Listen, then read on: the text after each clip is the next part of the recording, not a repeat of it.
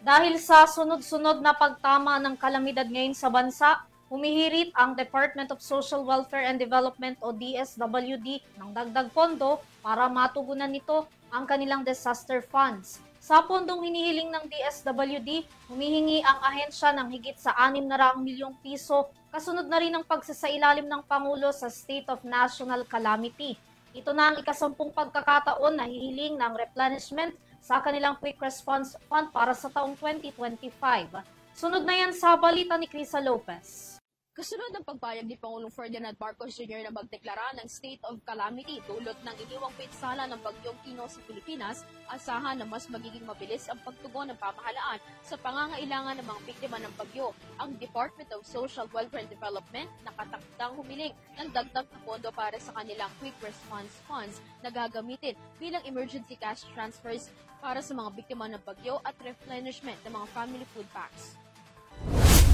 Ayon kay Assistant Secretary for Disaster Response Management at spokesperson Irene Dumlao, mayroon pang standby fund ang DSWD na mahigit sa 627 million pesos at mahigit sa 2 milyong family food packs ang nakapreposition sa iba't ibang warehouse ng ahensya. Ngunit dahil nagdeklara ang administrasyon ng state of calamity dahil sa laki ng pinsala ng bagyo, humiling ang DSWD ng karagdagang pondo para sa quick response funds ng ahensya na nagkakahalaga ng 625 million pesos. Ayon kay spokesperson Dumlao, ito na ang kanilang ikasampung beses na hihiling ng replenishment sa kanilang QRF para sa taong 2025.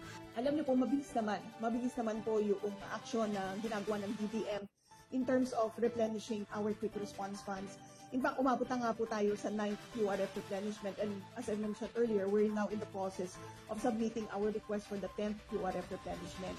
Batay po doon sa aming experience last year, nakapag-request din po kami, umabot din kami sa 10th QRF replenishment, but papaubos na yung QRF fund natin last year. But ito nga, dahil nagkaroon ng national state of calamity, madadagdagan yung kung ma-access po natin yung ending fund, mare-replenish yung QRF, and hindi po mai-interrupt yung pong pagtulong natin sa ating mga kababayan because funds are ready. Kasunod ng deklarasyon ng State of Calamity, iginiit ni ASEC Dumlao na mas magiging mabilis ang kanilang paghahatid ng tulong dahil maaari nilang magamit ang iba pang pag-aari ng pamahalaan sa pag-deliver ng mga pagkain. Paliwanag ng opisyal, nagagamit ang pondo mula sa QRF sa produksyon ng family food packs at pagbili ng iba pang pangangailangan ng mga biktima na wala sa relief goods. Bukod pa sa relief foods, sa QRF din kinukuha ang tulong pinansyal o ang emergency cash transfer na ipinamimigay ng ahensya sa mga pamilyang lubos na tinamaan ng bagyo. Request ang mga local government units na ito ng emergency cash transfer or financial assistance.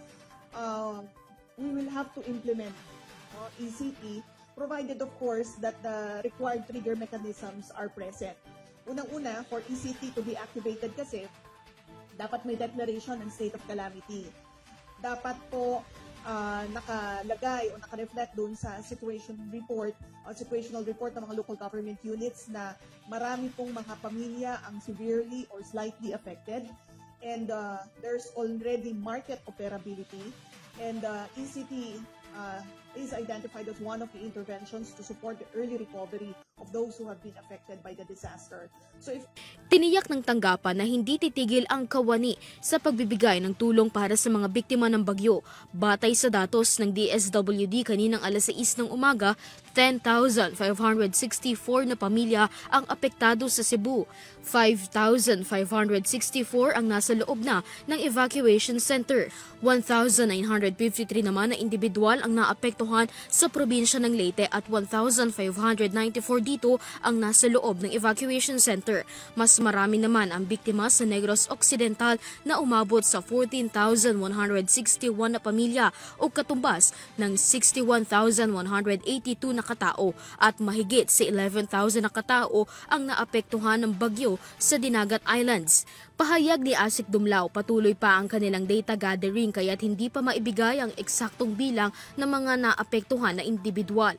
Nakapagpamahagi na rin ang DSWD ng 195,152 na family food packs sa iba't ibang rehiyon na apektado ng bagyo. Para sa Euro TV News, Criza Lopez, sumasaludo sa bawat Pilipino.